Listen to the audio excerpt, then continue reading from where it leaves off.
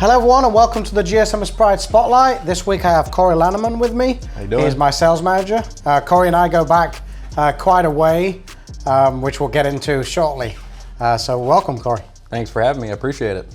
So let's start off a little bit. I want to talk a little bit about personal because you've been with your wife for how many years? 17 years. And he's 18 years old. No. So how did you meet Alex? I met Alex through some friends. This was kind of before social media hit. She was at a different school than me, but yeah, we just met through mutual friends, and the rest was history. And you've been with her ever since? So you were high school sweethearts then, Yep. basically. Mm-hmm. Just not in a different high school. Yes. And you have two children with her? I do. I have a 5-year-old and a 3-year-old. My son is 5. His name's Connor. My daughter is Penelope. She is 3, and they're absolutely perfect. Is that possible? In my eyes, they are anyway. Yeah. Well, I have two children too, but I don't know if I would call them perfect. I'm sure they are in your eyes. So high school?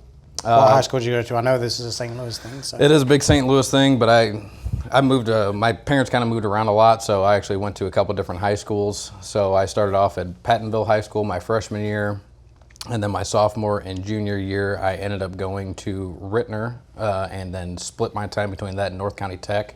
So I actually went for small engine repair and motorcycle mechanics as my technological side, and then did my core classes at the main high school. On top of that, doing a music program there as well. So I was very, very busy in high school. We'll get into the music part.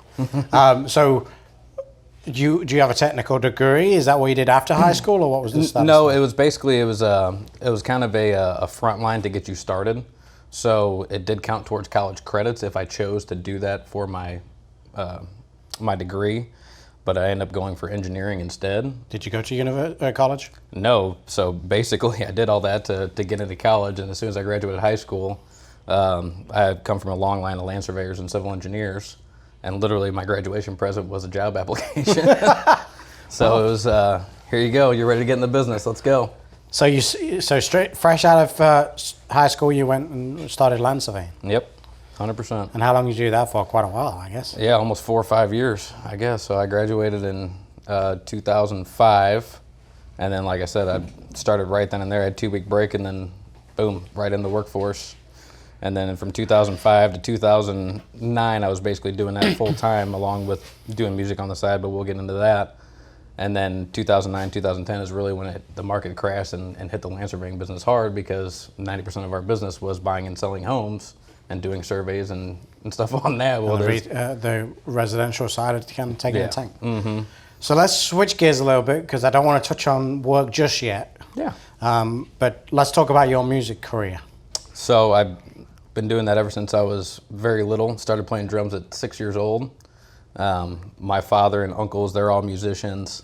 It's just something that's been with me ever since I was a little kid. And basically in high school, I was with a bunch of buddies. We kind of started a music group, and eventually got big enough to where we could actually travel and play, semi-professionally, if you will, because we used all our own money to back everything. And what was the name of the band? Well, there was a couple different names of the band. So it was originally a band called Novella, and then it formed into what is now called Tear Out the Heart. And then I played with another band called So They Say, which got pretty big in St. Louis as well. But even starting out with the Novella,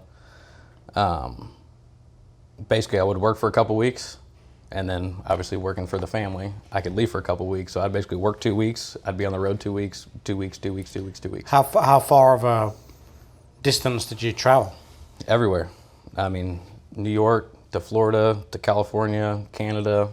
The only place we didn't go was Mexico. And what were you doing, like playing in smaller venues, or was it pretty big venues? It depended on the city, really. Were you like what do they call it, when the band goes in before the main band? Openers. Yeah, we did openers, and then we did mainline tours. We played Warped Tour a couple of times, Taste of Chaos tour. So we played on some pretty big tours, but then we also played in venues in front of 50 people. It just really depends on what it was. If it was a Tuesday night in Lubbock, Texas, there's not many people coming out. But if you're playing Friday night in New York City, yeah, you're going to play to 500 to 10,000 people. It just depends on what venue you're playing at that night. So I'm going to make sure Zach gets a picture of this so he can put it on there. But God. there's always been a conspiracy theory whether you dyed your hair, correct? There is. Would you like to clarify if that's a true statement or not? That is not a true statement. At one point in time, yes, I had darker hair and it was longer. And I'll make sure I get you that picture. you can get that picture all you want. But yeah, dark, long hair. I'm going to leave you guys at home to make the distinction whether it was dyed or not, because as you can see, it's quite light brown now, and it's extremely dark in these pictures. The grays are coming in. I just keep those high and tight to where you can't see those anymore. As you can see, I've known Cory for quite a long time, and actually, there's a little bit more story to it because my wife and his wife and Cory were friends before I met them, which we'll get into how this relationship came about. But that's why I kind of know a little bit about Cory's backstory, and I've always said that he dyed his hair, but I'll let you make the decision. So that's your music career. Obviously, you kind of faded that out a little bit when you started. Well, yeah. So getting more serious with Alex, I guess, and thinking about families and whatnot, because it's hard to tour and stuff like that. Well, yeah, and especially, like I said, around that 2009, 2010, 2011 area when I was getting ready to transition careers, obviously the surveying world and engineering world had taken a huge hit with the real estate market crashing and stuff like that. Music was obviously not going to support me at that time because we had no financial backing but our own. Basically, I had to make a choice. Either I was going to do music full-time or I was going to do career full-time. Well, that was right about the time where... Well, music's a risky business. It is, 100%. What is it, 1% of people that do it make it? Pretty much, yeah. Yeah, and even worse, this day and age, even the pros or stars, they're really only backed by the money of the label, and they're not physically rich themselves unless they make it big. Oh yeah.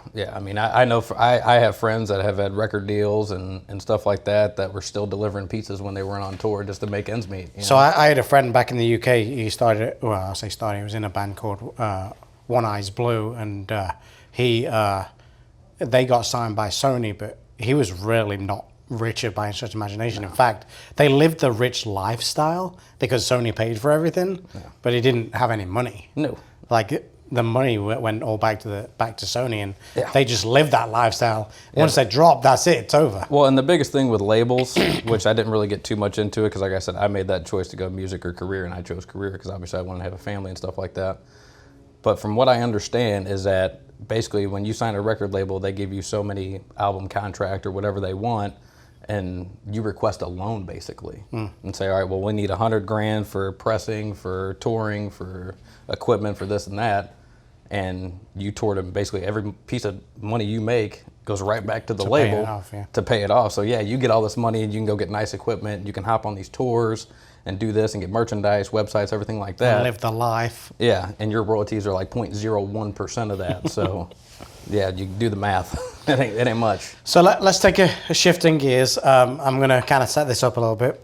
So what basically happened here is I was the general sales manager at Plaza, BMW, and I needed employees. So what I did is I posted on Facebook, and I got my wife to share it, which then led me down to the path of you. Kind of, sort of, yeah. So Alex saw that post from Ashley, and then she's like, hey, Ashley's husband, or wasn't husband at the time, but Ashley's fiance is hiring for salespeople over at BMW. I kind of talked to her a little bit about it. She's like, it was really Alex. He's like, I think you should apply. And basically what happened was I did a little bit of research, obviously, Google back then, just Googled the dealership, kind of Googled what automotive sales was. And I was like, maybe, I was kind of shy back then, didn't really have an outgoing personality for the most part. And I was just like, I'll email him and I'll see what I don't know if I would say shy. I would say like an introvert. Yeah, an introvert at best. But no, it was a very big step for me at the time. It was a complete career change. I know nothing about car sales whatsoever. And I was like, you know what? At this point in time, I said, what have I got to lose? I was like, let's email him, let's get it going. So I have a little bit of a story. When Cory applied, and I was talking to my wife about it, I said, do you know this guy? What's the deal? And she goes, I do, but I've never really had a conversation with him because he doesn't talk. I was like, okay, I guess we'll give him a shot. So that was kind of how that went down. It was kind of weird. So one thing I do want to talk about real quick is kind kind of what changed your path in the auto industry. So I'm going to kind of set this up. So basically, Cory came into the plaza, and let's be quite honest, you didn't really do great. No, not at all. I had no idea what I was doing. Yeah, he sold a couple of cars, and I'll be honest with you, at the time, the GM came to me and said, I don't think Cory's going to work out. I think it's time to move him on. So as it goes, usually the general manager tells everyone else to do the hiring and firing, even though they're making the decision, and I had to be the one to go in and tell Cory that he was being terminated. However, what I did was I said to my general manager at the time, I said, I did see some kind of potential, so I said, give me 6 months with him. And he said, okay, you could do it, but it's all on you. If he fails, it's on you. So I was like, okay. So basically, I went into Cory and said, you got two choices, my friend. You either do exactly what I tell you, when I tell you, eat when I tell you, sleep when I tell you, jump when I tell you, basically everything I tell you to do, or you don't have a job. And you chose the latter choice. Yeah, I'll take that he chose to stay, which I guess in theory worked out in good for just a little bit if you can't. Now he was, I'm not gonna lie, he was my beat boy. I used to beat on him a lot, but we are where we are today, so that I would guess it worked. So let's talk about a little bit about Plaza. You came in, you started off real rough, but then after we'd had that conversation, what kind of changed for you? I mean, honestly, it was an internal choice, really, because still 6 months in, that's very, very fresh in the auto business. Yeah. As far as training, learning the processes, learning the inventory, learning how the business works, even in 6 months, you still feel like it's the first day sometimes. And I didn't really understand that, so I really had to look deep inside myself and say, is this a forever thing? Yeah. Or is it something I'm kind of fiddling with? And the other thing with that, back then, not so much these days, is we are very much a results-based business. 100%. So you don't get time. It was either figure it out or we move on. But yeah. I did see some potential in Cory, and I think it was a good decision overall. But 100%. But yeah, I mean, I eventually had to make the choice within myself to make that 100% my career. So if I was going to do this, I was going to eat, sleep, do everything automotive sales. I was going to learn everything I could about it. Ask questions to all the other top salesmen, sales managers, get feedback. What am I doing wrong? What am I doing right? How can I improve this? How can I improve that? And then I just basically set little goals for myself. So daily goals, monthly goals, yearly goals, as far as things that I needed to attain to move up in the business. Because I knew if I was going to do it, I was going to do it 100%, just like in music, just like in life. I want to treat it like 100%. So here's what happened. Cory started getting good. A little bit. And then even to this day, I do hold a little bit of resentment because Cory nearly beat my record at Plaza, but missed it by half car, right? Yep, 16 was me, 16 and a half was you. I think I actually may have not given him the last deal just for the sake of... No, I'm kidding. But yeah, Cory got to a point where he very much was very close to beating my record at Plaza, so that was good. So then we went on a little bit of a tour. Yeah.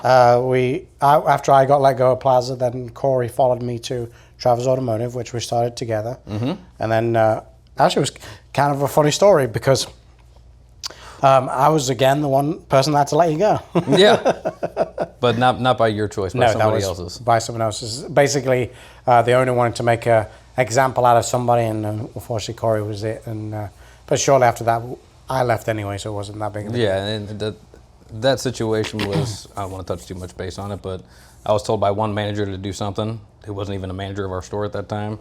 I did that, and then the owner came by and said, why didn't he do this? Well, because I told him not to. All right, let him go. Yeah. So. And then you, after you left Travis, you went and did roof signing. Well, I kind of just wanted to take a break because that year at Travers, I mean, that beat us both down. Let's be honest. For sure. I mean, that really, it beat me hard, and I just said, you know what, I just want to take a break. And then my father-in-law owns his own roofing company, and he's like, just screw it, just come work for me for a couple months. You can do this, you can do that. This is what I'll pay you. And I was like, that's fine, I'll take a break for a minute. And it was fun, but it was mostly not what he described, of course, because that's what it is. And I did that for, I think it was 3, 4, 5 months, something like that. And then once again, Jason and I still kept in touch throughout that whole time. And he's like, hey, I'm over at this new place. He's like, just come sit down, talk with me, and let me just show you around. And that's kind of how it started when we went to Lou Fuse Mazda.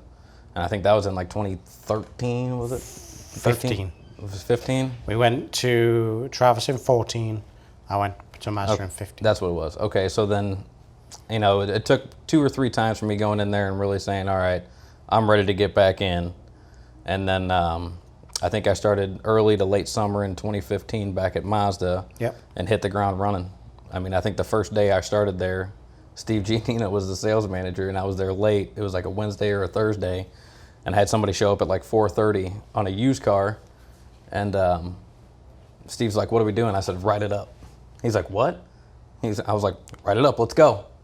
And he's like, and he looked at me funny, like, "We haven't dusted the deal. I haven't done anything yet." And I was like, "Nope, write it up. Let's go." And then we did the deal, got the customer in and out. It was for his daughter.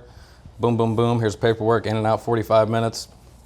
There you go. There's your first deal. And he's like, "Oh, okay, this guy's for real. He can do this." Knows what he's doing.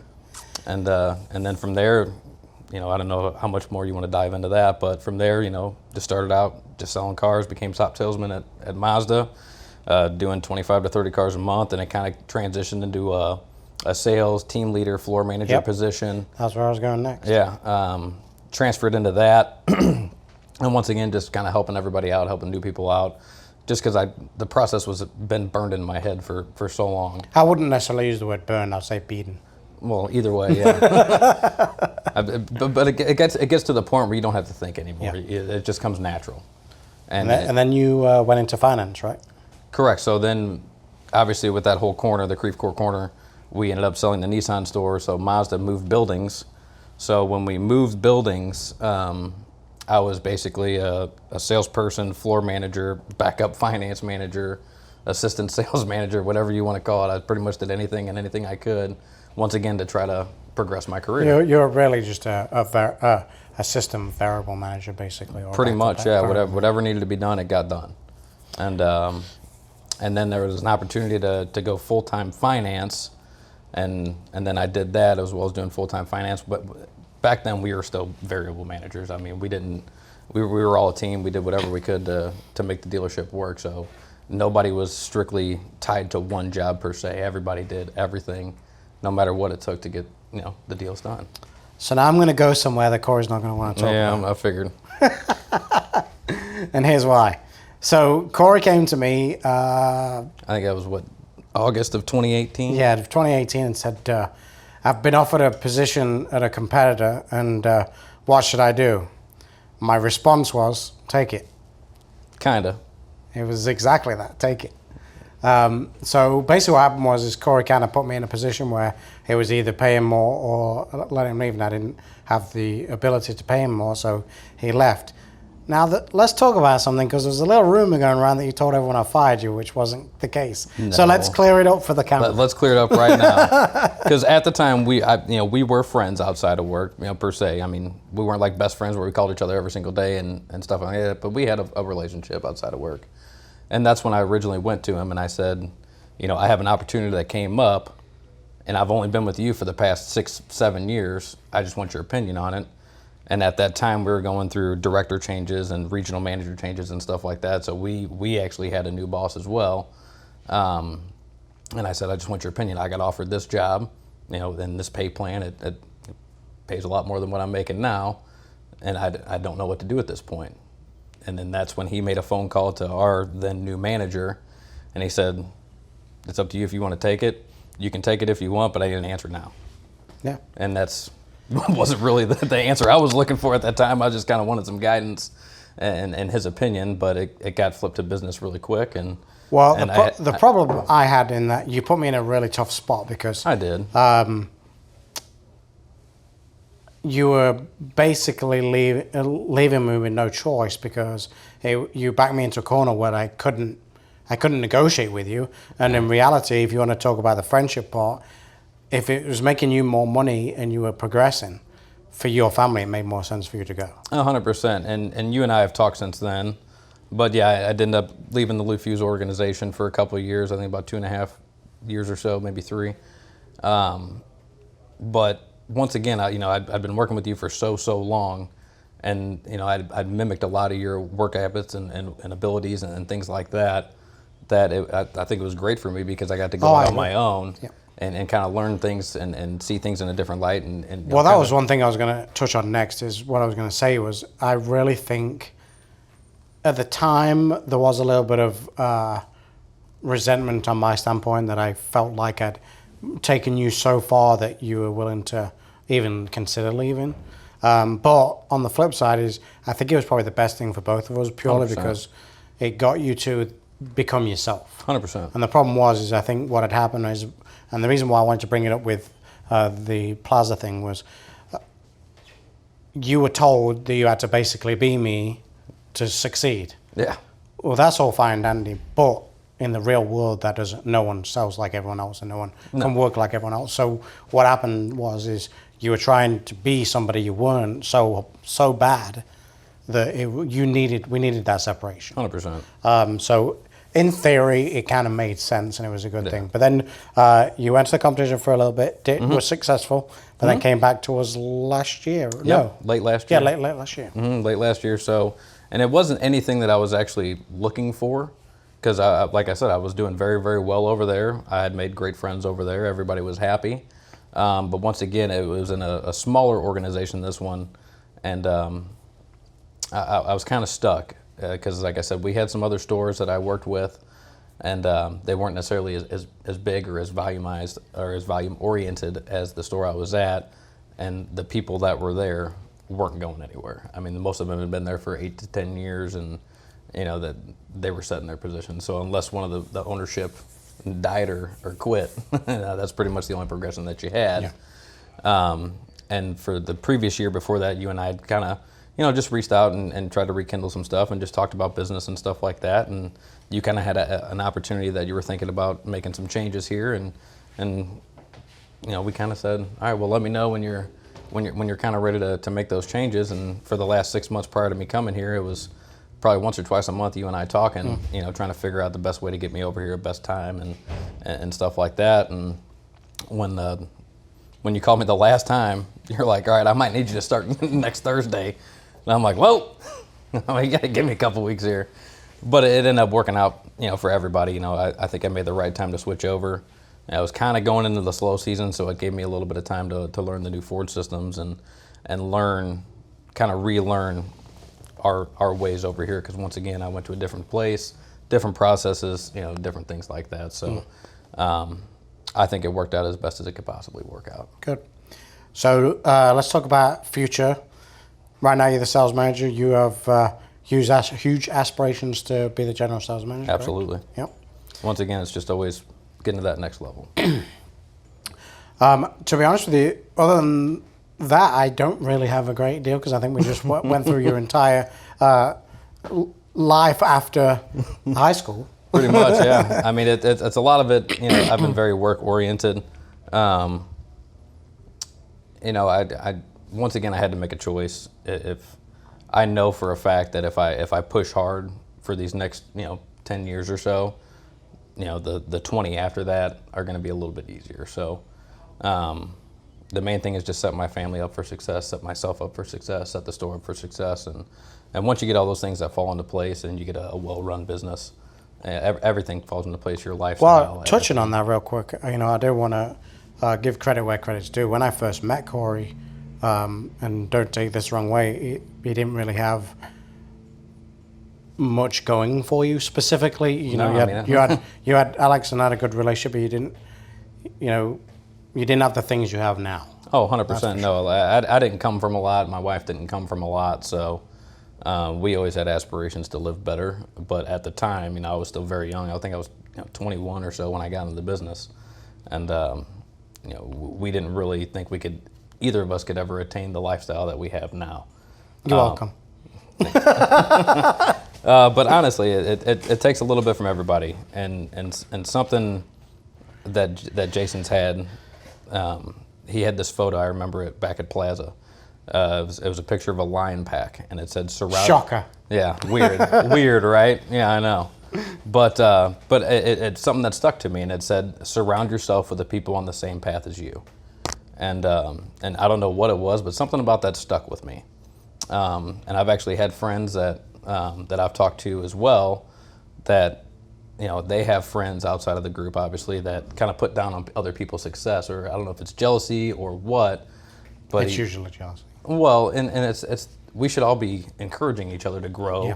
Financially. Well, that's one thing successfully, I did want to make sure I said on camera was, yeah, I joke around a lot of the times that Cory owes me for his career. In reality, I think all I did was give Cory the leg up that he needed. The rest was all on him. Yeah. It was all on him to perform, to strive, to have the hunger to progress his career. So as much as I would like to take all the credit, I can only take the credit that I gave him the opportunity at the end of the day. Because at the end of the day, he had to make the sacrifices, he had to do the work to get there. I didn't necessarily do it for him. I gave him a path, but that's really kind of what the thing is with the lion thing is, I've been around so many people in my life where they follow a path that really wasn't meant for them, and that either works or it doesn't work. It's really yourself, and a lot of the people that work for me know this line: the decisions you make in life determine your destiny, and that's all on you. Mm-hmm. So that's really I've got. Have you got anything else you want to say to everyone? No, I mean, like I said, so we're all about having fun here. We create a very good team environment. We all take care of each other, and we all try to be the best person we can towards each other while uplifting other people. Now, granted, yeah, there's times where it gets heated, but at the end of the day, we're all on the same path, just like I said, and we're trying to build something here that's going to last a long time. And at the end of the day, that's what we're really looking for. Cool. Thanks, Cory. As always, over at Lufuse Ford, we can replace the car but not the customer, and I'll see you all next week.